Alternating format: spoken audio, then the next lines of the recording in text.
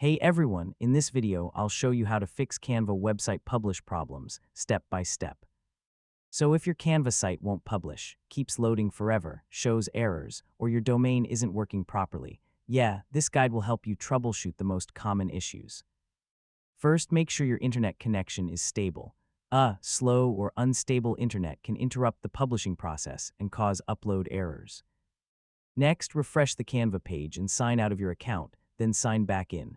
So sometimes temporary account or session problems can stop publishing from working correctly. Now open your website settings and make sure all required sections are completed properly. I mean, missing page titles or broken links can sometimes create publishing issues. If the site still won't publish, try removing heavy animations, unsupported embeds, or broken media files. Certain elements can occasionally cause website errors.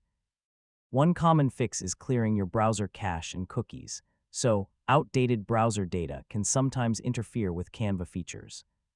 If nothing works, contact Canva support directly and explain the issue with screenshots if possible.